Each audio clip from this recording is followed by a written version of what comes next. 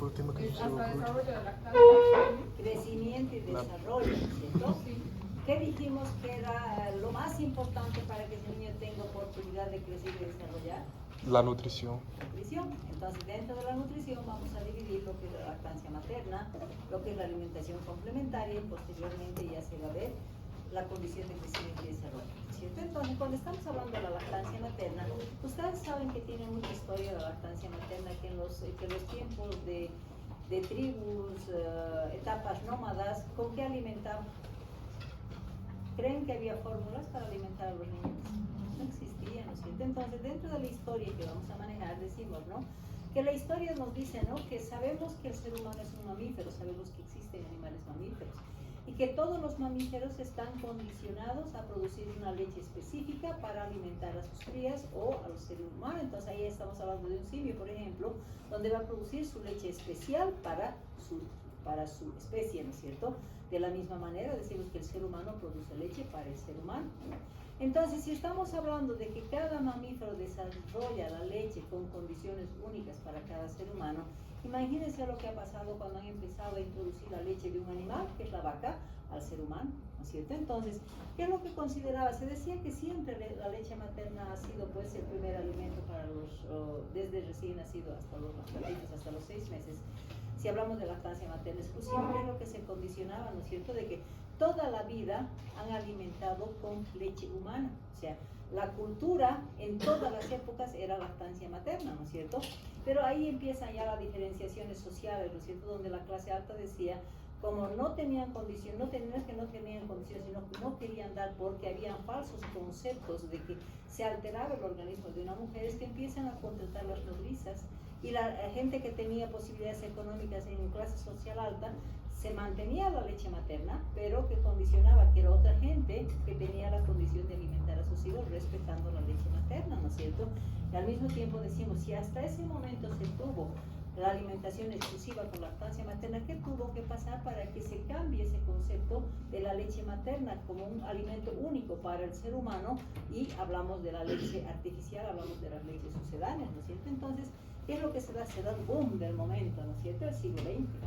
En el siglo XX, ¿qué es lo que se da? Se dice, no, vamos a empezar a dar alimento que no sea leche materna, y lo consideran como una gran ciencia, como el mayor experimento en la vida, y que se condicionaba a que había la producción en gran escala.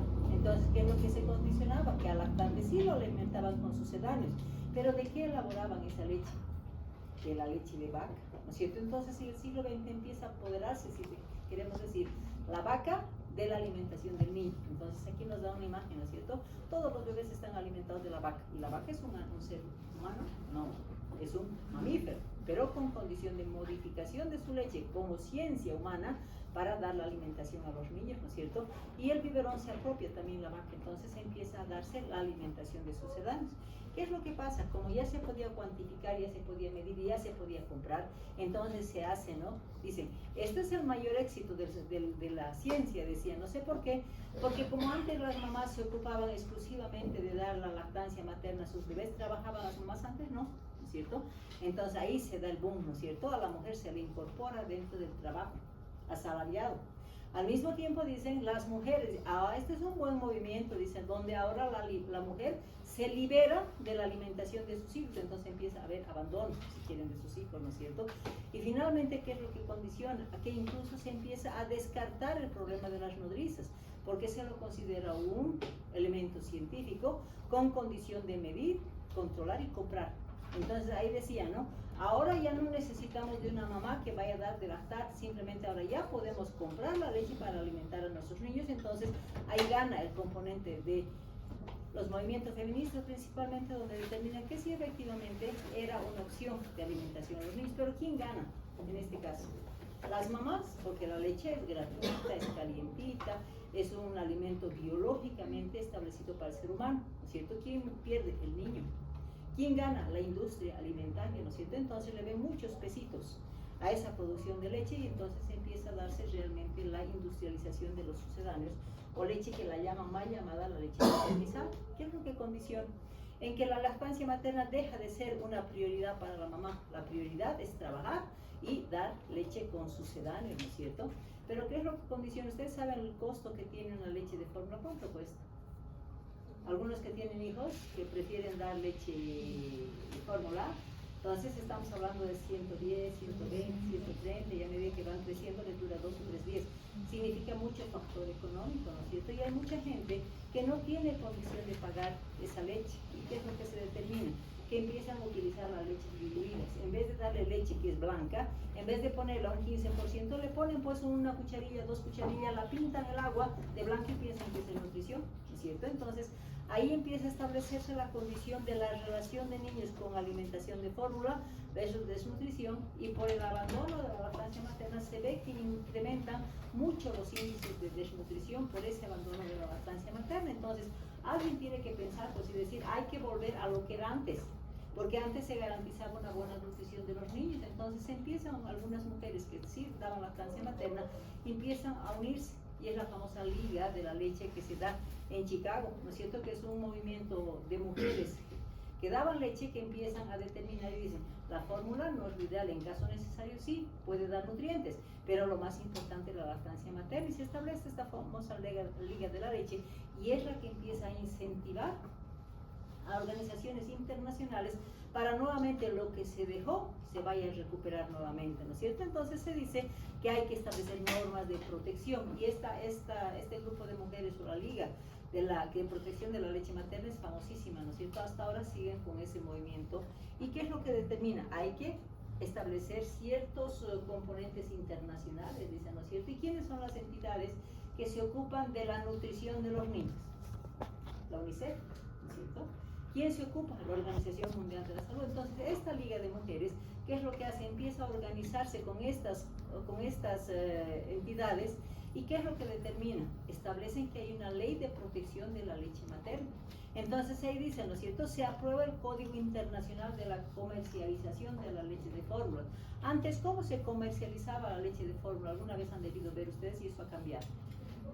Una leche, por ejemplo, una leche, la S26, que no la tienen ahora, que mostraba como una imagen para que todas las mamás se entusiasmen y quieran tener el mismo tipo de bebés. Imágenes de niños hermosos, ¿no es cierto? Entonces, niños gordos, niños lindos, esa era la promoción. Consuma leche S26, consuma leche X. Entonces, ¿qué es lo que se determina? Que culturalmente la mamá pensaba que por el hecho de darle leche maternizada, ese niño tenía las mismas condiciones de esa imagen que mostraban. Entonces analizan eso y dicen, no se puede utilizar ni comercializar en base a algún hecho falso. Que si bien la leche es un alimento nutricional, sí, sin duda alguna, pero no da esa imagen que ellos mostraban. Entonces se empiezan a cortar esa posibilidad, y la comercialización de sucedáneos está simplemente a dotar la leche, quedarse en farmacia y sin ninguna promoción. E incluso, como antes se agarraban todos los hospitales, vamos a decir, empezaban a regalar leches para que empiecen a difundir esta leche. Entonces se corta eso, ni siquiera se puede aceptar una visita médica con leche de fórmula, ¿no es cierto? ¿Por qué? Porque se utilizó la comercialización, ¿para qué? Para el incremento, vamos a decir, de la industria dietética, y no para el beneficio que consideraba el niño. Aunque si estamos hablando de fórmula, sabemos que le han puesto todo lo que han podido para mejorar la calidad del tipo de leche de sucedáneo, ¿no es cierto? Entonces empieza a establecer la normativa y se hace la declaración de inocente, donde dice, todas las mamás tienen derecho a dar lactancia materna. E incluso antes se manejaba hasta 1 año. Se decía, hay que darle lactancia materna exclusiva hasta los 6 años. Hay que complementar con la alimentación complementaria, pero continuar con leche materna hasta los 2 años. Entonces, además, ¿qué condiciones? Si las mamás ya entraron en la etapa laboral, ¿qué derecho les daba esta declaración de inocente? Decían que sí tenían que dar de lactancia, pero tenían derecho de lactancia materna. Entonces, de manera que algún familiar lo llevaba al bebé para que lacte y después se podía retirar. Entonces le establece 1 hora de lactancia materna como un derecho laboral de toda mujer que estaba dando lactancia. Entonces se tienen logros a través de esta Liga de Protección a la Leche Materna, y establecen cierta normalidad. Y al final se dice, no es suficiente hasta el año. Es importante que se dé lactancia materna hasta los 2 años. ¿Por qué priorizan hasta los 2 años? ¿Por qué creen? Para que concluya con el desarrollo. ¿De qué? ¿Desarrollo de qué específicamente? Hablamos del desarrollo general, crecimiento en general, pero ¿a qué se dirige ese enfoque de dar lactancia materna hasta los 2 años? Al sistema inmunitario. Sistema nervioso central, ¿no es cierto? Porque hemos dicho, no, hasta los 2 años va a crecer en 60 hasta 70%. Tienen 10% más para crecer hasta sus 4 o 5 añitos. Y después ya es tarde, porque creció el 80% y funcionó adecuadamente. Entonces, por eso, por la protección, vamos a decir, del sistema nervioso central, es que se determina que vayamos a dar la leche materna hasta los 2 años. Bueno. Entonces, si se determina que es importante, se legaliza esto de la lactancia materna, se da el derecho de 1 hora para que la mamá pueda continuar con la lactancia materna, ¿por qué priorizan tanto? Si estamos hablando de que la leche materna es un alimento natural, vivo, específicamente para el ser humano, entonces lo que se trata de proteger es eso. Y hay ciertos conceptos equivocados, ¿no es cierto?, donde dice la mamá, dice, es que yo tengo senos pequeños, por eso no le puedo dar mucha leche. ¿Será correcto eso? La estructura anatómica para producir leche es muy similar en todas las mamás, el volumen solamente es tejido graso. Entonces, ese pretexto de que dicen, yo no le puedo dar porque tengo senos pequeños o no produzco cantidades de leche, no es adecuado, porque si es que se garantiza la técnica de lactancia materna, pues van a conseguir dar alimentación exclusiva con leche materna. Por eso se dice, no, la mamá, dice aquí, ¿no? Cada mamá tiene la posibilidad. ¿Qué significa eso? El querer, ¿no es cierto? Dentro de los conceptos que una mamá dice, me voy a deformar, voy a tener X o Z problemas, entonces la mamá quiere o no quiere. Pero el niño nace con la condición y viene listo para ser amamantado. ¿Por qué? Porque ese niño tiene una necesidad. Entonces ahí va la diferencia, ¿no es cierto? Concientizar a una madre para que dé lactancia materna porque es su querer. En cambio el niño ya está preparado con todas sus condiciones para aceptar porque es su necesidad. ¿Cuáles son los mayores reflejos que tiene el niño desarrollado después del nacimiento? Agarre, succión, deglución. ¿Por qué? Porque necesita alimentarse. Entonces, por eso se dice que todos sus reflejos están condicionados a tener una buena lactancia. Por eso se considera una necesidad, a diferencia de la mamá, es un querer, ¿no es cierto? Y hemos dicho que hay legalidad que proteja la lactancia materna y precisamente las dos organizaciones que intervienen para la lactancia materna es precisamente la UNICEF y la OMS, que dice, no solamente nos conformemos en poner ciertos límites para la comercialización, no solamente consideremos que educar a la madre es suficiente, hay que establecer legalidad para que tengamos una condición de promoción. Cuando hablamos de promoción es que toda mamá que ha tenido su bebé tiene obligación de recibir una consejería para conocer los beneficios que significa la lactancia materna, ¿no es cierto? Estamos hablando de protección. ¿Cómo protegen estas dos entidades internacionales? Establecen ciertas normativas en las instituciones del sistema público para que cada hospital público establezca normativa, y una de las normas que establece es que tiene que acreditar como un hospital amigo madre-niño, donde se prohíbe la dotación de biberones o leches maternizadas. Al mismo tiempo hay que dar apoyo a la lactancia materna. ¿Cómo vamos a apoyar la lactancia materna? De que toda mamá cuando ya ha tenido su bebé, tenemos obligación de dar una orientación y una consejería hasta aceptar la condición de que esa mamá tenga conocimiento de cómo va a dar la lactancia materna y en qué momento se dice que hay que promocionar la lactancia materna y hay que apoyar la lactancia materna si estamos hablando de una mamá que recién ha tenido su hijo, que se quitan las cunas, se quitan las camitas al lado de la mamá y directamente se establece lo que se llama el alojamiento conjunto, para que la mamá y el bebé estén juntos, para que esté lista la mamá de dar la leche materna. Entonces de esta manera estamos logrando que se revierta ese concepto de que es mejor la fórmula y no la lactancia materna, ¿no es cierto?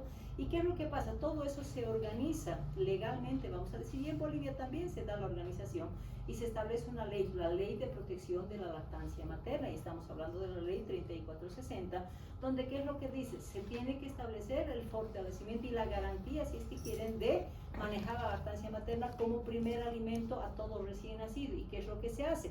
Se determina que se establece todos los hospitales públicos tienen la condición de acreditar como hospitales amigos madre-niño, donde se corta la posibilidad de dar las fórmulas y directamente se da lactancia materna exclusiva. Y dentro de este componente en Bolivia, ¿qué es lo que se establece? En el nacimiento, ¿qué es lo que se hace? Vamos a suponer que una mamá tenga un parto por vía vaginal. ¿Cuál es el primer momento en que va a entrar en contacto esa mamá con ese bebé? para cumplir esta condición de lactancia materna. Dijimos, ¿no? El primer momento es el apego precoz, después es la lactancia materna precoz. ¿Qué significa? Que ese niño nace, después de haber hecho la ligadura tardía de cordón, tiene que pasar al pecho de la mamá. ¿Para qué? Para que empiece la lactancia materna, ¿no es cierto? Es el primer contacto de promoción y continúa posteriormente en lo que significa el alojamiento conjunto. Y cuando ya hablamos de la leche materna, decimos, ¿no? La leche materna es un alimento vivo exclusivamente para el ser humano. Pero ¿de quién depende decidir si le da o no le da? De la mamá, en base a sus conocimientos. Por eso siempre decimos, la mamá es la que va a decidir si va a dar o no. Es una elección por parte de la madre. Pero siempre está esperando una vaquita ahí para continuar la alimentación si es que la mamá no acepta en dar lactancia materna. Dentro de los componentes que tenemos de la leche materna, primero decimos, ¿no? Es una nutrición óptima. Por lo tanto, no importa que la mamá tenga ciertas condiciones de desnutrición, saca de donde sea de su organismo para producir una leche con una composición similar. Por lo tanto, la lactancia materna va a condicionar a darle por lo menos hasta los 6 meses, darle la cantidad de nutrientes óptimamente en cantidad y en calidad para que ese niño tenga un buen crecimiento y desarrollo. Cuando hablamos de efectos de protección, ¿qué es lo que a la mamá le pasa a través de la leche materna? Estamos hablando de un alimento de fluido vivo. Por lo tanto, ¿qué le está pasando? Para considerar, no se olviden que el recién nacido nace totalmente estéril y que su sistema digestivo, su sistema respiratorio y su piel, después del nacimiento tiene que empezar con colonización, ¿no es cierto? Entonces, ese niño inmediatamente ha nacido, ¿qué es lo que hace? Va a pasar por el canal del parto, por su boquita y por sus conjuntivas, va a acarrear secreciones con agentes patógenos muchas veces del canal del parto. ¿Y qué es lo que va a hacer? ¿Qué hace el momento que ha pasado el canal del parto ese bebé? ¿Qué hace? Para empezar el llanto. Respira, pero ¿qué hace? Entonces, si esa boquita es un continente que va a arrastrar secreciones del canal del parto y esa boquita está con contaminación, ¿qué es lo que va a pasar? Va a hacer eso, ¿no es cierto? Y va a meter a su sistema digestivo muchas veces agentes patógenos. Entonces, esa mamá tiene que protegerlo a ese bebé. Entonces, cuando hablamos de fluidos vivos y estamos hablando de mecanismos de defensa, ¿qué significa? Que esa mamá con la primera lactancia, ¿qué tipo de leche le va a dar? El calostro. ¿Y el calostro qué tiene? Tiene inmunidad viva, tiene celularidad viva. ¿Para qué? Para que ese calostro ingrese al sistema digestivo y si hubieran algunos agentes patógenos que hayan ingresado, inmediatamente empiecen a combatir y evita la infección de ese recién nacido, ¿no es cierto? Por eso hablamos de celularidad viva, hablamos de inmunología directamente pasada de la mamá al bebé. Hablamos de fácil digestión, ¿por qué? Porque si estamos hablando de una leche materna, se dice que tiene poca cantidad de caseína y tiene más lactoalbúmina. ¿Qué significa? Que la caseína es una condición de difícil digestión, lo que tiene la leche de vaca. En cambio, la leche de la mamá tiene más lactoalbúmina, entonces eso le significa fácil digestión, menos cólico, menos problemas digestivos. Cuando hablamos de crecimiento y desarrollo, si estamos dando una cantidad suficiente de nutrientes, pues obviamente ese niño va a tener un buen crecimiento y desarrollo. Vamos a optimizar, si es que quieren, su crecimiento y su desarrollo. Y al mismo tiempo, ¿por qué hace énfasis en el desarrollo intelectual? Porque la leche materna tiene ciertos elementos como ácidos esenciales, como la taurina, que significa que van a permitir un desarrollo adecuado del cerebro y van a mejorar la funcionalidad, de manera que se ha demostrado en los estudios de que si es un niño que recibe lactancia materna va a tener mayor condición de desarrollo del cerebro y mayor funcionalidad, por lo tanto mayor potencial en su componente cognitivo. Y finalmente el hecho de succionar ese niño va a tener un buen desarrollo en la boquita, en las mandíbulas y en la carita. Por lo tanto, eso nos va a evitar muchas veces deformidades en la boquita para que en el futuro vayan a establecer, por ejemplo, mala erupción dentaria y después hablamos de ortodoncia. Entonces, si estamos considerando, y ahora vemos de la cantidad, ¿no es cierto? ¿Será la misma cantidad que recibe ese niño desde el nacimiento hasta sus 4, 5, 6 meses? ¿Verdad que no? No. Entonces, la capacidad del niño, si ustedes ven a un recién nacido, ven el puñito, más o menos es la capacidad gástrica que tiene ese niño. y se dice que su necesidad alimentaria va a variar desde el primer día de vida. Y ahí decimos, ¿no? El primer día más o menos lo asemejan como una cerecita y va a tener necesidad simplemente de 5 a 10 ml. Vean la poquita cantidad que va a condicionar a que ese niño tenga un buen aporte nutricional y un buen aporte kilocalórico. Después, al tercer día, ya va a crecer un poquito su estomaguito, va a ser similar a una nuez. Y estamos hablando de una cantidad de 25 a 30 ml. Y si relacionamos con onzas, más o menos va a tener capacidad ya de ingerir una oncita, porque son 30 ml. Cuando ese niño ya va a tener 7 días, va a tener el tamaño más o menos de una ciruela y va a tener la capacidad hasta 50 ml, lo que significa una onza y media aproximadamente.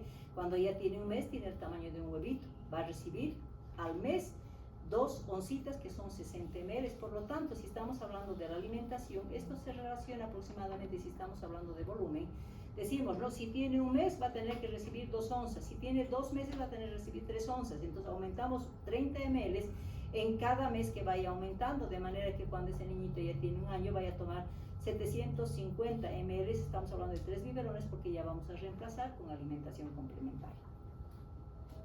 Hay la incógnita siempre de las mamás, si nosotros no sabemos, las mamás van a saber menos, ¿no es cierto? Y decimos, ¿no? La estructura de la glándula mamaria ya viene establecida anatómicamente para que esa mamá tenga condiciones de dar lactancia materna. Si hablamos de la glándula mamaria, de donde agarras del pezón y la areola es el punto de drenaje, vamos a decir, de la lechecita.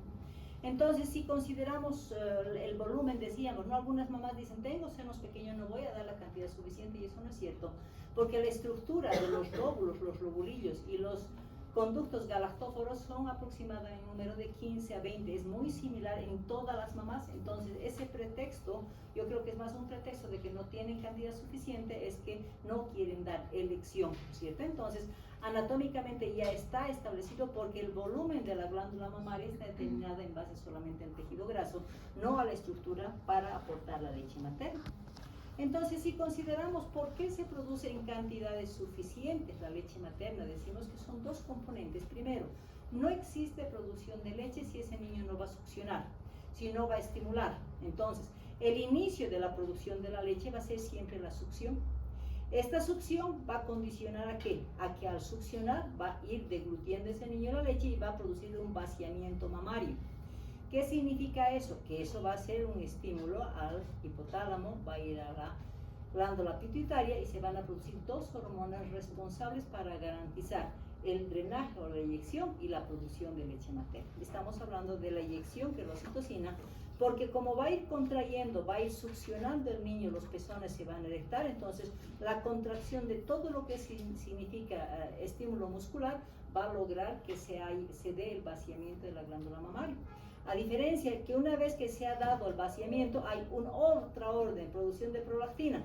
Por lo tanto, el vaciamiento de una glándula mamaria es una orden para producción de prolactina. ¿Para qué? Para que empiece la producción de la leche, porque no nos olvidemos que estos lóbulos están rodeadas de células productoras de leche. Entonces, una vez que se ha vaciado, empieza a producir la lechecita en cantidad suficiente.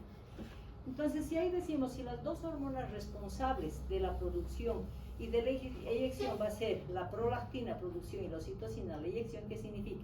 Para producir la prolactina, ¿qué debemos condicionar? Vaciamiento de glándula mamaria. Entonces, la prolactina es la que se va a encargar de la producción de secreción de leche en los alveolos, porque los alveolos están rodeadas de células productoras de leche, pero para que se produzca ese vaciamiento, se tiene que determinar succión, vaciamiento, estimulación para producción de prolactina y se hace un círculo vicioso, ¿no es cierto? Y al mismo tiempo, si estamos hablando de la oxitocina, ¿en qué momento se da la oxitocina? En el momento en que ese niño está estimulando y está succionando. Al succionar, no nos olvidemos que el pezón está constituido por fibras lisas. Se va a dar la erección para un buen agarre y posteriormente todas las fibras musculares que están rodeando, incluso los alveolos, van a empezar a contraer. Por lo tanto, el hecho solamente de succionar no solamente va a lograr ese vaciamiento, sino va a lograr el drenaje completo de la leche. ¿Para qué? Para que empiece el vaciamiento, empiece la producción a través de la prolactina, ¿cierto? Y finalmente, cuando ya estamos hablando, si el reflejo de la succión es la base para que una mamá produzca la cantidad suficiente de leche, entonces decimos, ¿no? Esta succión va a determinar la estimulación de terminaciones nerviosas de la areola y el pezón. El pezón se va a erectar, la areola va a empezar a empujar para que se dé la compresión de los conductos galactóforos. Esto va a estimular al hipotálamo, va a estimular a la hipófisis. ¿Para qué? Para que se produzcan las dos hormonas que son responsables. Prolactina, producción, oxitocina, drenaje, eyección de la leche, ¿no es cierto? Y también hay un interventor que es la hormona luteinizante que va a empezar a parar para evitar la ovulación incluso, ¿no es cierto?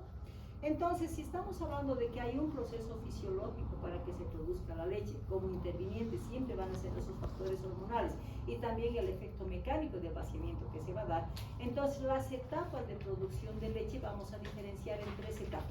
Una, hablamos de la galactogénesis 1, hablamos de la galactogénesis 2 y hablamos de la galactopoiesis, ¿cierto? ¿Qué significa galactogénesis 1? Que esa glándula mamaria se está preparando en la vía intrauterina para empezar a producir proteína de leche. ¿Para qué? Para que cuando ese niño nazca tenga condición de succionar y recibir la leche propiamente dicha. Entonces, esta galactogénesis es interventora en la vía intrauterina con producción inicial de proteínas de la leche. Una vez que el niño ha nacido, pasa a la otra etapa que es la galactogénesis 2, que como la mamá ya tiene condición de producir volúmenes suficientes de leche, ¿qué significa? Que esto va a condicionar despuesito del parto, ¿no es cierto? Y finalmente decimos, ¿no?, que los receptores de la progesterona van desapareciendo porque no se olvidan que la progesterona en la vía intrauterina inhibe la producción o el drenaje de leche. Y como ya ha nacido, entonces se inhiben esos factores de la progesterona para que esa leche empiece a salir, empiece a drenar, ¿no es cierto? Y finalmente la galactopoiesis, ¿qué me significa? Si la galactogénesis 1 es producción inicial, la galactogénesis 2 es la que ya va a alimentar al niño, tiene que haber un factor que me condicione a que produzca en cantidades suficientes la leche materna, ¿no es cierto? Y esa etapa la vamos a llamar la galactopoiesis. Pero para que se dé esta galactopoiesis, porque es la etapa donde me va a garantizar el volumen suficiente para que ese niño reciba para tener una buena nutrición, ¿no es cierto? Entonces, ¿cuáles son los factores interventores de la galactopoiesis? No existe producción de leche si no hay factor hormonal. ¿Cuáles son las dos hormonas que intervienen? La prolactina. ¿Cuál es la función de la prolactina? Producción. ¿Y cuál es la función de la oxitocina? Eyección. Entonces, depende del ambiente hormonal y al mismo tiempo, para que se produzca la prolactina o la oxitocina, ¿qué tiene que tener como componente básico? Vaciamiento mamario. Sin vaciamiento mamario no hay producción ni de las hormonas ni hay producción de leche. Cuando ya estamos considerando, bueno, la leche se empezó a producir, entonces, ¿qué nos va a condicionar? En qué se va a empezar a diferenciar las diferentes etapas de producción de leche, desde aquella que se va a producir inmediatamente post nacimiento hasta la etapa de los 6 meses. Entonces, ahí hablamos de la diferencia de etapas. Una etapa inicial, que se va a llamar la etapa del calostro, la leche del calostro. ¿Qué características tiene el calostro? ¿Qué colores? ¿Alguna vez han visto? Es amarilla, es espesa, ¿no es cierto? Y es en poquita cantidad. ¿Por qué es poquita cantidad y es espesa? Porque tiene mucho contenido en nutrición y al mismo tiempo tiene contenido en inmunidad, y al mismo tiempo, como necesita solamente 5 a 10 ml ese niño, no necesita producción en grandes cantidades, está empezando la producción de la leche. Entonces hablamos de la etapa del calostro, que más o menos se va a considerar que va a producir hasta el 4º día post nacimiento. Cuando estamos, ya tiene este color, es poquita cantidad, es amarillo y es espeso, ¿cierto? Cuando hablamos de la leche de transición nos dice, está cambiando el color, deja de ser amarilla, más bien cambia el color a un blanco azulado. ¿Por qué? Porque el aumento de la cantidad de volumen que puede llegar hasta 600 ml no es en base a nutrientes, que es lo que añade para tener mayor volumen. Agua. Entonces tiene mayor cantidad de agua con la concentración adecuada de los nutrientes, y estamos hablando de este color blanco azulado, ¿no es cierto?, que se va a dar más o menos hasta el 10º día para posteriormente ya establecer la leche madura. Y la leche madura es mucho más abundante, puede producir 900 hasta 1 litro, otorgando la cantidad suficiente para que ese niño tenga una buena nutrición. Y si ya vemos las características de cada uno de ellos, hablamos del calostro, ¿no es cierto? ¿Hasta cuándo hemos dicho que el calostro se va a producir? Hasta el cuarto día, ¿no es cierto? En esa etapa va a ser una leche amarilla. ¿Cuánto necesita ese niño en cantidad si estamos hablando hasta el cuarto día? 5-10 ml, no más, porque es como una cerecita y después va con una nucecita. O sea, la cantidad es suficiente para tener una buena nutrición. Entonces ahí decimos, ¿por qué será amarillo? Porque dentro del componente tiene un beta-caroteno que le va a dar ese color amarillo, ¿no es cierto? Y al mismo tiempo que si bien decimos que tiene que producir de 10 hasta 20 ml por mamada, no es una producción total, porque cada vez que esa glándula mamaria se vacía, tiene que inducir a que se vuelva a producir. ¿Cuánto tiempo tiene para volverse a producir ese poquito que necesita ese niño? 2 horas, 3 horas, ¿no es cierto? Entonces, por eso decimos que se va a cuantificar máximo hasta 20 ml por mamada, por la necesidad que tiene y por la capacidad de esa glándula mamaria del vaciamiento y posteriormente la producción, ¿no es cierto? Finalmente decimos, ¿por qué será que ese niño inmediatamente que nace lo ponemos al pecho de la mamá? Inmediatamente ese niño empieza a lactar. ¿Será porque tiene los reflejos bien desarrollados o porque ustedes saben que el momento del parto en el niño es el momento más estresante de la vida del ser humano, ¿no es cierto? Porque si, a ver, nos remontemos a una gestación, ¿cómo está ese feto en la vida intrauterina? Está feliz, tiene temperatura adecuada, tiene líquido adecuado, nadie lo está molestando, o sea, vive feliz, ¿no es cierto? En la vida, en la etapa gestacional, ¿no es cierto? ¿Qué pasa cuando ese niño empieza el trabajo de parto? Frío. Empieza a contraerse el útero, ¿no es cierto? ¿Qué está pasando? Algo está pasando aquí, un terremoto, ¿no es cierto? Porque no sabe qué es la dinámica uterina, entonces empieza a estresarse, empieza a incomodarse, algo está pasando, entonces es el primer momento de estrés de ese niño. Cuando esa dinámica uterina lo está estresando, viene el médico y le hace una ruptura artificial de membrana, perdió el líquido. El niño que dice, ¿qué está pasando? O sea, está perdiendo totalmente el confort, ese niño de la vida uterina. Y posteriormente ese niño, aunque se dice parto fisiológico, tiene que atravesar un camino para el pobre poder salir por un canal del parto, ¿no es cierto? ¿Qué significa? Estrés total.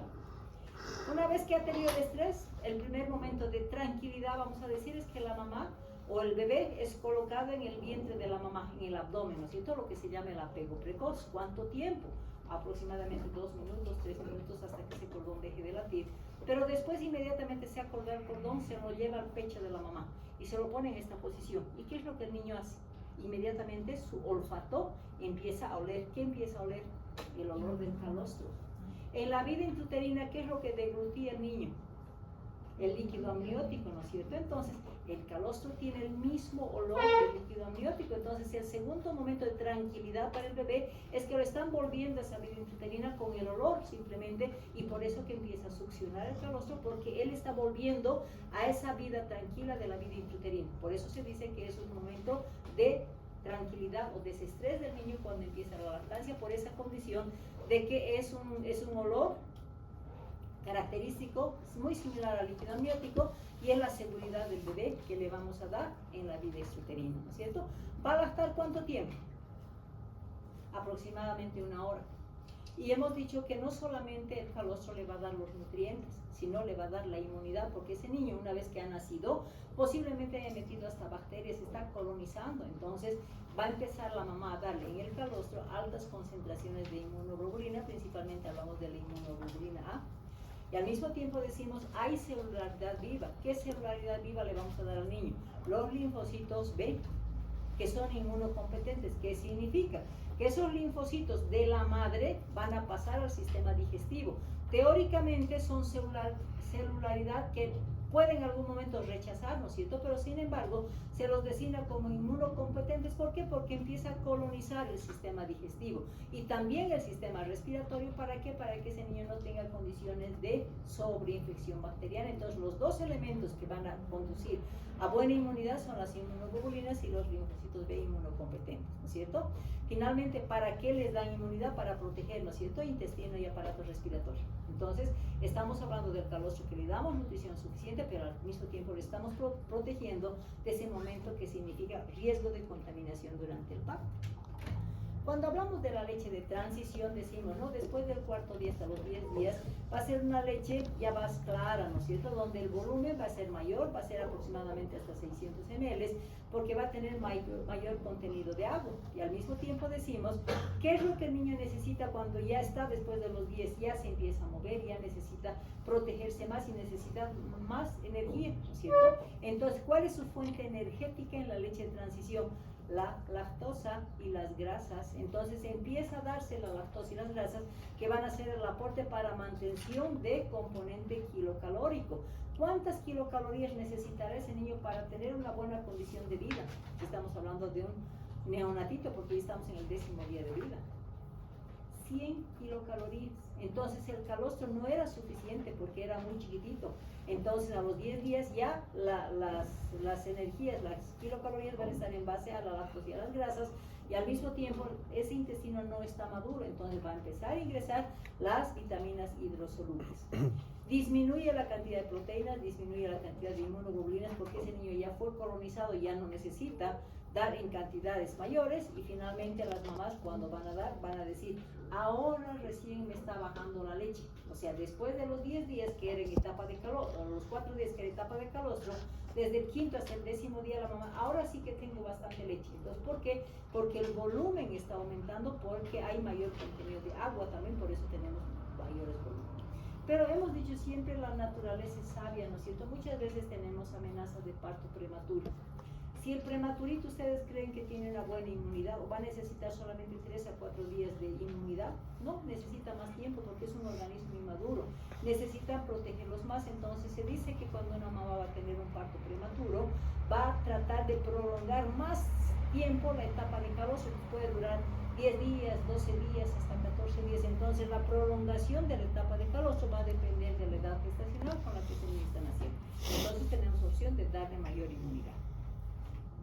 Cuando hablamos de la leche madura, ya es aquella leche que tiene mayor volumen, hablamos de hasta 900 ml, la cantidad suficiente para que ese niño tenga una buena alimentación, porque su capacidad gástrica es mayor, su requerimiento kilocalórico es mayor, su necesidad hídrica es mayor. Por eso será aconsejable, cuando estamos hablando de que se le está dando leche madura en ambientes cálidos, principalmente darles agua. No, ¿por qué? Porque esta lechecita madura tiene 80% de agua, por lo tanto va a cubrir sus necesidades kilocalóricas y sus necesidades hídricas. Por eso se llama lactancia materna exclusiva. Ni agua hay que darle, porque ya la leche de la mamá le está dando todo lo que necesita, ¿no es cierto? Mantiene una osmolaridad plasmática adecuada y al mismo tiempo. ¿Y por qué se enfatiza principalmente fuera de lo que son nutrientes? Decimos, es importante que ese intestino sepa defenderse. Entonces la leche materna le va a pasar unos bacilos bífidos que se llaman, que van a ir a colonizar el intestino, y junto con la IgA secretoria pues van a hacer la protección total. Por eso los recién nacidos y los neonatitos de sus primeros meses no tienen diarrea, porque ese intestino está defendido por lo que la mamá le aporta en la leche materna. Al mismo tiempo dijimos, ¿no? Los galactolípidos. ¿Para qué me sirve el galactolípido? Estimula y desarrollo del sistema nervioso central. La leche materna tiene ácidos grasos esenciales, palmítico, araquidónico, el linoleico. ¿Para qué? Desarrollo. Entonces, tanto los galactolípidos como los ácidos grasos esenciales están dirigidos principalmente a que ese cerebrito desarrolle. Y al mismo tiempo tiene que haber algún factor que le estimule la conexión, la neurotransmisión, y estamos hablando de la taurina, ¿no es cierto? Que es la taurina la que va a permitir mejorar la neurotransmisión. Por estos 3 elementos es que se considera, y la OMS ha determinado, que la lactancia materna se mantenga hasta los 2 años, precisamente para garantizar eso, ¿no? Desarrollo y funcionamiento del sistema nervioso central. Al mismo tiempo decimos, hay proteínas, y dijimos, ¿no? Es de fácil digestión. ¿Por qué? Porque el componente proteico, que si bien el 30% está conformado por caseína, y la caseína es la que va a dar difícil digestión. Pero otra característica de la leche de la mamá, que no es una caseína pura como es la leche de vaca. Es una beta-caseína que me va a mejorar la digestión y al mismo tiempo el 70% es lactoalbúmina. Por lo tanto, por la beta-caseína y la lactoalbúmina va a ser considerado una leche de fácil digestión donde no van a haber cólicos, y eso se puede demostrar claramente. Alguna vez ustedes han visto seguramente al niño que regurgita, ¿no es cierto? Generalmente el niño tiene problemas de regurgitación. ¿Por qué será que regurgita frecuentemente? Si hablamos de recién naciditos, hablamos de neonatitos en los 2 primeros días, meses de vida. ¿Por qué creen? Porque el esófago en su tercio superior no está maduro, entonces fácil van a regurgitar. Y si ustedes ven la regurgitación de un niño que está recibiendo lactancia materna, esa floculación es suavita, o sea, es un flóculo suave. En cambio, si es un niño que está recibiendo leche maternizada o leche de fórmula, ¿cómo es la floculación? Parecen quesitos. Si se van a fijar, la consistencia es mucho más gruesa. ¿Por qué? Porque la leche de vaca tiene 80% de caseína pura. En cambio, la leche maternizada está relacionada con el 70% de lactoalbúmina y la beta-caseína. Es por eso que es la diferencia de la digestibilidad tanto en las fórmulas como en la leche de vaca, ¿no es cierto? Entonces, si decimos que una mamá tiene condición de dar lactancia materna, entonces tiene que tener una producción adecuada. Y la producción está determinada en qué? A que la mamá tenga obviamente una glándula mamaria bien formada, porque también a veces tenemos algunos problemas, ¿no es cierto? Como un pezón plano, por ejemplo, un pezón invertido que el niño no puede agarrar adecuadamente, pero la industria alimentaria pues es experta en solucionar problemas. Entonces, para esas mamás les han producido los pezones de silicona, que es como si estuvieran succionando el pezón con el material suave que consideran, ¿no es cierto? Entonces, si estamos hablando de producción, decimos, ¿no? El pezón está formado por fibras, que cuando el niño empieza a estimular la succión, se va a dar la erección. Pero el niño tiene tanta fuerza para succionar y que generalmente las primigestas, por una mala técnica de lactancia materna, ¿de qué se quejan? Porque el niño chupa solamente el pezón. ¿Qué producen ese pezoncito? Las grietas del pezón, ¿no es cierto? Entonces las grietas del pezón son por un mal agarre. Pero al mismo tiempo esa glándula mamaria sabe protegerse. Entonces no solamente va a tener la succión del pezón, sino también va a haber un elemento lubricante que va a proteger tanto el pezón como la areola. ¿Cómo se llama esas glándulas que producen lubricación en la areola y el pezón? Las glándulas de Montgomery, ¿no es cierto? Que van a hacer que cuando el niño está succionando vaya estimulando a que también se produzca una secreción lubricante para evitar precisamente el trauma del pezón y haya lubricación. Hemos dicho que debajo de las areolas, si nos fijamos acá, entonces tenemos aquí los lóbulos. Estos están formados por los acinos glandulares, que son como unos racimitos de uva, y dentro de los acinos glandulares están células productoras de leche. Estos acinos están conectados con un conducto que se llama el conducto galactóforo, que va a drenar en el pezón. Entonces, toda vez que esa mamá le está dando el seno materno, va a comprimir la areola y el pezón y va a permitir ese drenaje.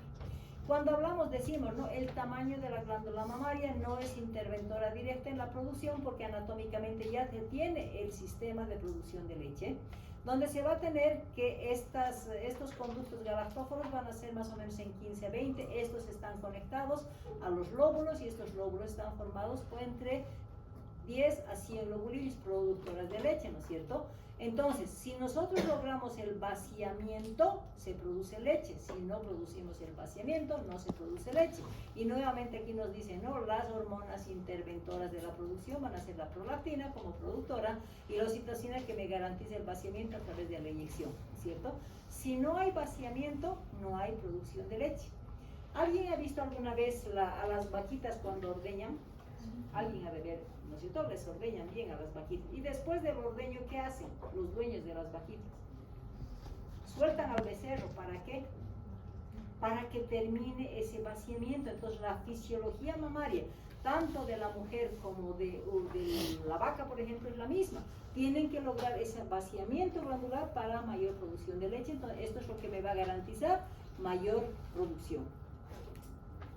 Pero es importante el agarre, ¿no es cierto? Y estamos hablando de que hemos dicho, ¿no? Que el pezón está compuesta por fibras. Al niño, Si se le aproxima a la boquita el pezón, el niño abre la boquita. ¿Para qué? Para empezar el agarre, ¿no es cierto? Pero cuando hablamos de agarre, tenemos que tener un buen agarre. ¿Por qué? Porque la lengüita tiene que llegar hasta la parte posterior de la lengua. ¿Por qué? Porque si agarra solamente de la puntita el pezón y con la punta de la lengua, ¿qué es lo que va a pasar? Va a succionar el niño, pero la leche se le va a salir por toda la boquita. ¿Por qué? Porque esa lengua en esta edad tiene un reflejo que se llama el reflejo de extrusión. Lo que le llega a la parte media o la punta de la lengua lo bota para afuera. Por lo tanto, el pezón tiene que llegar a la parte posterior para tener una buena deglución. Al comprimir la areola con los labios evertidos, el superior y el inferior, están haciendo presión a la areola. ¿Para qué? Para que presionen esos conductos galactóforos para que haya la salida de la leche, ¿no es cierto? Entonces ahí estamos hablando de las técnicas de amamantamiento. ¿Cuánto tiempo dura una lactancia materna adecuada? De 15 a 20. Hasta 20 minutos, 15 a 20 minutos, ¿no es cierto?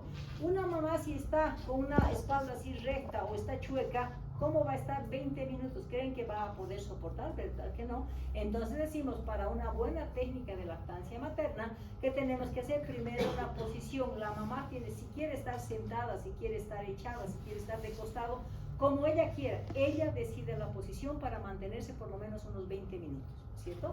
Cuando hablamos de la presentación, ¿cómo presentan normalmente las mamás? ¿Se han fijado? Agarran el pezoncito y le meten al bebé el pezón a la boca, ¿no es cierto? Esa no es una técnica adecuada porque lo que va a agarrar es el pezoncito, ese niño, y va a producir grietas del pezón y no va a producir un buen vaciamiento. Entonces la técnica de presentación del seno es lo que se llama la técnica en C. Si se fijan acá, la mamá está agarrando la glándula mamaria, pero en ningún momento agarra el pezón. Entonces hablamos de una técnica en C, que después vamos a ver otras imágenes. Y finalmente la mamá tiene que saber que la leche tiene que darle cada cierto periodo. Se habla de lactancia materna exclusiva, se habla de libre demanda, ¿no es cierto? Pero ¿qué significa?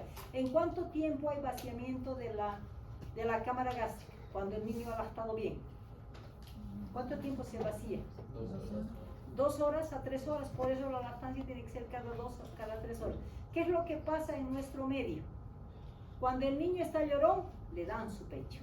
Cuando está molestando, le dan su pecho. Cuando está haciendo alguna cosa y no quieren que haga otras travesuras, le dan su pecho, ¿o no? O sea, esa es lactancia materna adecuada, ¿verdad que no? Entonces, por eso decimos que tiene que ser con el intervalo de 2 a 3 horas. Es lo mismo que se dice, ¿no es cierto? Está lactando, pero se está vaciando la leche, no tengo leche. ¿Por qué? Porque la mala técnica le está llevando a esa mamá a no producción adecuada, porque la condición básica para producción de volumen, ¿cuál es?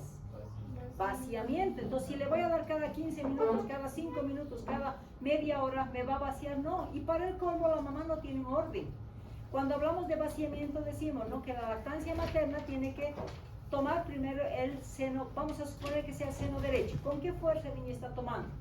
Con mucha fuerza, porque está con hambre, ¿no es cierto? Entonces succiona 10 minutos y vacía el seno derecho. La mamá va a pasar al seno izquierdo y va a tomar con la misma fuerza. Ya no, porque ya está satisfecho parcialmente, ¿no es cierto? Entonces va a tomar un poquito y lo va a dejar. Perfecto. Se quedó un saldo de leche en el seno izquierdo. La próxima mamada, si no le enseñamos a la mamá, tiene que vaciar ese seno, tiene que empezar por la próxima mamada por el seno izquierdo, porque tiene que vaciar, porque si ella no considera el orden de vaciamiento, pues va a empezar a disminuir la producción y después va a optar por fórmulas porque no va a tener leche, porque la producción va disminuyendo por falta de conocimiento de la técnica de lactancia materna, ¿no es cierto? Entonces eso es lo que nosotros tenemos que orientar a las mamás cuando vayamos a hacer una consejería. Posición, si quiere estar sentada, si quiere estar en esta posición, si quiere estar en esta posición, la mamá determina. Cualquier posición es óptima, pero cumpliendo las técnicas de lactancia materna, ¿no es cierto? Y si estamos hablando de cómo tiene que presentarle el seno, esta es la técnica en seno, ¿cierto? Si se fijan, en ningún momento está agarrando ni el pezón ni la areola, está presentando el seno para que ese niño agarre. Generalmente se estimula que el niño abra la boquita para que le podamos dar el seno materno. Si le ofrecemos solamente el pezoncito, va a ser esto, y la consecuencia va a ser grietas del pezón. Vamos a tener una buena técnica cuando no veamos la areola y veamos que hay un buen agarre, ¿no es cierto? Y cuando hablamos de un buen agarre, ¿qué condiciones tenemos que tener para un buen agarre? Primero decimos, ¿no es cierto?, los labios vertidos, no se debe visualizar la areola, Si se fijan acá, la eversión de labios es importante y la areola casi no se la ve. Entonces, cuando hablamos de buen agarre, tenemos que cumplir 4 condiciones. Primero, tiene que verse muy poquito la areola. La boca tiene que estar entreabierta, pero los labios tienen que estar evertidos, tanto el superior como el inferior. Y finalmente el mentón tiene que estar pegado al seno de la mamá. Entonces podremos hablar de un buen agarre y podremos hablar posteriormente si cumple en tiempo, si cumple orden de administración de senos, que está cumpliendo con una buena lactancia materna, ¿cierto? Si tenemos tantos beneficios y le estamos enseñando a la mamá, ¿por qué será que la mamá no le da la lactancia materna? Por conceptos equivocados, principalmente estamos hablando de primigestas, ¿no es cierto? ¿Qué es lo que dicen? La lactancia materna favorece la salud de la mamá, ¿no es cierto? ¿Por qué? Porque desde el momento en que ese niño está succionando con la lactancia materna precoz, al succionar está produciendo, no todavía la prolactina, está produciendo la oxitocina. Y esa producción de oxitocina, cuando esa mamá está eliminando la placenta recién y ese bolo de seguridad del pinar todavía no se ha contraído, entonces, ¿qué beneficio le da a la mamá cuando estamos hablando de lactancia materna precoz? Después del parto, se produce la oxitocina. ¿Y qué está haciendo con esa producción de oxitocina? Está haciendo que ese útero se contraiga. Y si se contrae ese útero, ¿qué estamos previniendo? Hemorragias posparto. Vean que la lactancia materna precoz no solamente era para darle inmunidad ni tranquilizarlo a ese bebé, sino también era beneficio para la mamá, para producción de oxitocina y evitar las hemorragias posparto. Hablamos del retorno de la fertilidad. ¿En qué interviene la lactancia materna para evitar que esa mamá se embarace rapidito? ¿Por qué? ¿Qué método de planificación familiar se conoce y que está relacionado con la lactancia materna? ¿Qué se llama ese método de planificación familiar? Lactancia materna de 8 a 10 veces, solamente lactancia materna. Y esa mamá no se va a embarazar hasta los 6 meses. ¿Qué se llama ese método de planificación familiar? El método MELA, ¿no es cierto? El MELA es aquel que si es que cumple la técnica de lactancia materna y logramos una lactancia con una frecuencia de 8 a 10 veces al día, con un buen vaciamiento, esa mamá no va a tener opción de ovulación, por lo tanto se está protegiendo próximos embarazos.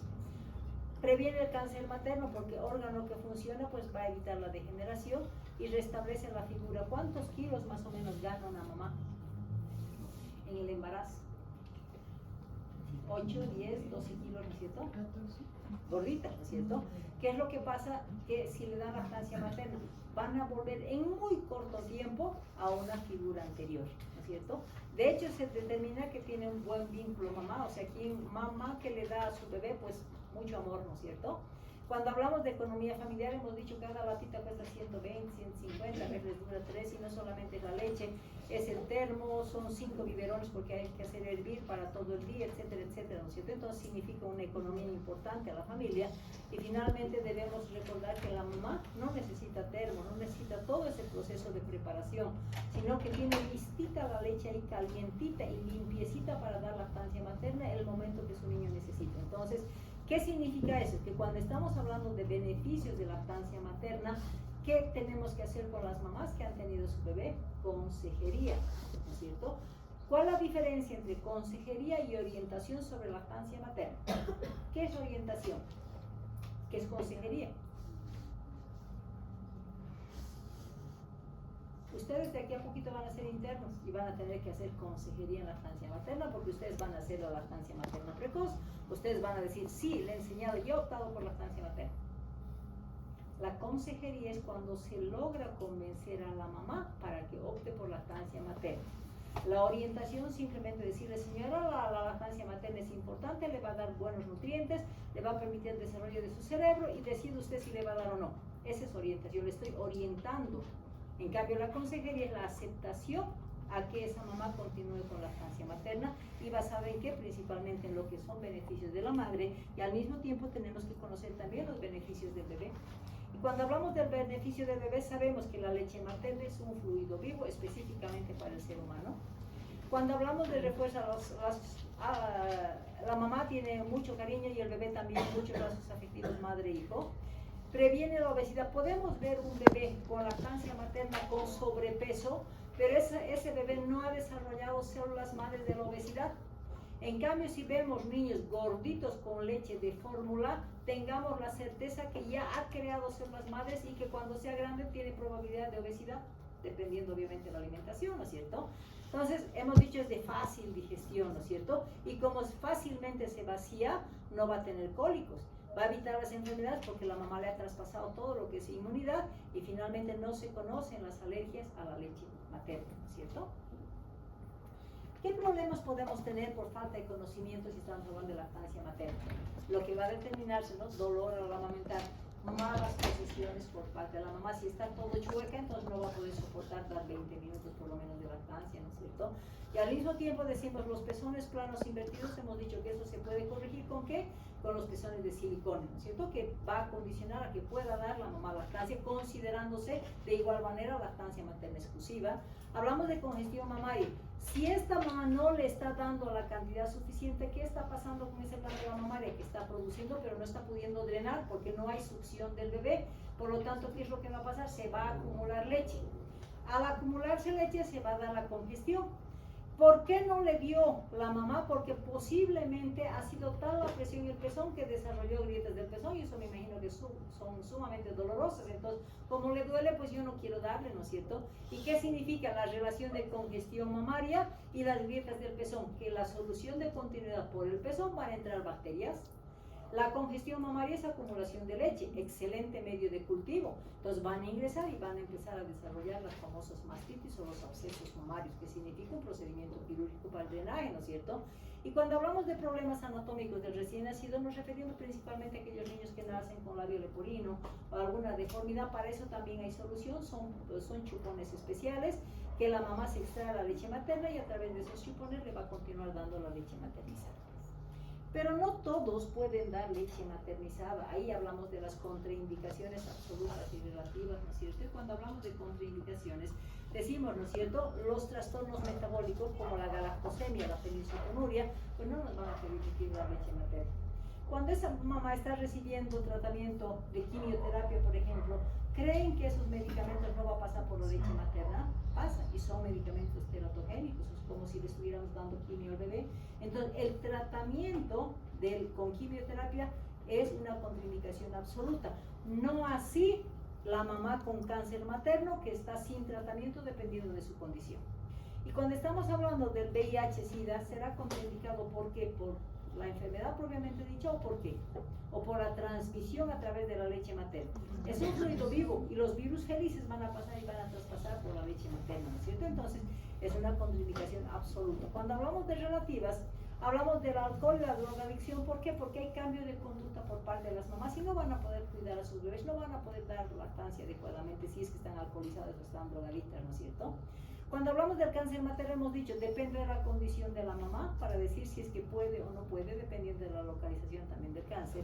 Cuando hablamos del herpes, principalmente estamos hablando del herpes zóster. ¿Cuál es la localización de preferencia del herpes zóster? Es una enfermedad viral, es una banda de presidente, ¿no es cierto? ¿Y qué significa? Lleno de vesículas. ¿Y dónde se acumulan más los virus? En las vesículas, entonces le vamos a contagiar a ese bebé, ¿no es cierto? Entonces por eso está contraindicado relativamente. Cuando estamos hablando de tuberculosis, ¿será que la tuberculosis se transmite por la leche materna? ¿Qué dicen ustedes? Estamos hablando de tuberculosis BK positiva, nada que ver con la leche materna, la transmisión de vía respiratoria. Entonces lo único que se aconseja, si una mamá está portando, que se ponga un buen barbijo, 2 barbijos para protección, porque es la vía aérea la que va a hacer la transmisión, ¿no es cierto? Y el uso de teratogénicos, muchas veces hablamos de medicamentos que no son adecuados para el bebé, entonces ahí hasta que suspenda la mamá ese tratamiento, le va a suspender la leche materna y después cuando ya suspende el tratamiento puede continuar con la lactancia materna. Si tenemos tantos beneficios de la lactancia materna, ¿por qué se abandona? ¿Por qué no quieren darle? Por conceptos equivocados. ¿Qué dicen las jovencitas cuando le van a dar leche materna? ¿No es cierto? O sea, lo primero que piensan es, me voy a deformar. Si supieran que van a restablecer su figura después de la lactancia, o sea, no es interventor directo en que haya alteración anatómica, ¿no es cierto? Entonces, por eso digo, son conceptos equivocados. Falta de conocimiento de los beneficios muchas veces. Y si estamos hablando de condición laboral, Ustedes saben que la leche materna, si la mamá se extrae, se puede quedar hasta un mes congelado y guarda los mismos beneficios. Entonces, la condición laboral no es una indicación de suspensión de lactancia, nuevamente es voluntad. Si la mamá se extrae la leche y deja por el día en la heladera, en la puerta de la heladera, y quien está cuidando va a calentar en baño María, va a tener todos los beneficios de una leche materna, ¿no es cierto? Entonces simplemente es conocimiento. Condición social, las clases altas, si antes contrataban nodrizas, tampoco quieren dar su leche materna, ¿no es cierto? Entonces prefieren ahí las fórmulas, influencia de la industria dietética, y finalmente falta de conocimiento cuando hay daño, hay grietas, hay mastitis. Entonces son las indicaciones que dicen, mejor no le doy porque es más fácil la fórmula, ¿no es cierto? Y decimos, ¿no? Entonces, si estamos determinando que la lactancia materna está priorizando principalmente lo que es promoción y prevención a través de organizaciones internacionales, todos los países, y hace unos más o menos 2 años antes de la pandemia, se ha visitado el banco de leche de San Pablo, una maravilla, ¿no es cierto? O sea, donde todas las mamás que dan de lactar van y proveen la leche al banco de leche. Entonces ellos disponen de las mamás que no tienen opción de dar leche, ellos dan leche materna en envases diferenciados, producción excelente, o sea, una organización increíble con el banco de leche materna. Entonces, si cada país ha buscado estrategias para mejorar las condiciones y garantizar la lactancia materna, pues Bolivia también ha establecido a través de la ley que hemos dicho. Al mismo tiempo dice, y para cumplir esa ley y establecer un hospital amigo, ¿qué nos define? Primero, que todo el personal tiene que conocer la técnica de lactancia materna, los beneficios madre y bebé. Si conjuncionamos ese conocimiento, ¿a qué nos lleva? A lograr una buena consejería, ¿no es cierto? Para que la mamá acepte a una lactancia materna. Primera condición, entonces, conocer todos los funcionarios. Y de aquí a poco van a ser ustedes internos. Y no van a ser parte de una institución, ¿verdad que sí? Entonces ustedes serían parte de lo que significa conocimiento y orientación, ¿no? En este caso consejería, lo que es lactancia materna. Tener el personal capacitado es importante a todo nivel, porque se determina de que si es que una enfermera la orienta, o si es cualquier persona del hospital, sea médico, sea interno, sea licenciada, todos tienen que manejar el mismo lenguaje, porque hay una ley de protección en nuestro país. Dar una buena consejería, lo que les decía, ¿no? La consejería es importante, no así la orientación, porque la orientación simplemente es hablar un poco de la lactancia materna. Y lo que actualmente se ha establecido ya en los hospitales públicos es de que tenemos la práctica del apego precoz. Como después del parto ya le hemos enseñado a la mamá a que tenga una buena lactancia. ¿Y qué pasa con la cesárea? ¿En qué momento vamos a introducir a lo que es la lactancia precoz? Hablamos de lactancia tardía en caso de la cesárea. ¿En qué momento? Vamos a esperar que la mamá termine todo su proceso de recuperación para que se vaya a alojamiento conjunto y después le vamos a dar. Incluso estando la mamá con la anestesia, vamos a decir, les ponen peri o raqui, ¿no es cierto? Incluso con anestesia, inmediatamente terminan el procedimiento quirúrgico, los internos van e inmediatamente hacen que lacte esa mamá post procedimiento quirúrgico, porque es una norma institucional, ¿no es cierto? Entonces, hablamos de que todos tienen que practicar, y posteriormente, una vez que ha salido del área quirúrgica o de la sala de partos, tiene que ir al alojamiento conjunto. Ya se han anulado todo lo que son camitas a las cunitas al lado. Está mal, ¿por qué? Porque como ya le enseñaron la técnica de la lactancia materna después del parto, después de la cesárea, ese bebé está a su lado de la mamá, y si empieza a llorar, ¿qué hace la mamá? Como ya sabe, inmediatamente le da el pecho, ¿no es cierto? Entonces, el mejor enlace que se ha establecido para garantizar esa lactancia es precisamente el apego precoz y la lactancia precoz después de la sala de partos al alojamiento conjunto. Y ahí nos dan un mensaje, ¿no es cierto? Entonces decimos, ¿no? Puede que la lactancia no sea la mejor opción para todas las mamás, elección, el querer, pero el niño dice, para el niño es la mejor opción para todos los bebés. Y no interesa que sea uno, que sean dos o sean tres. Y aquí se les muestra la imagen de que un niño gemelitos pueden tranquilamente alimentar solamente con lactancia materna. Entonces recordemos que todo esto nos está diciendo como tarea final que ustedes como futuros internos tengan la opción a tener conocimiento de la lactancia materna, porque su función va a ser lograr esa aceptación a través de una buena consejería. ¿Están convencidos de la lactancia materna o no? Sí. ¿Alguna pregunta que tengan?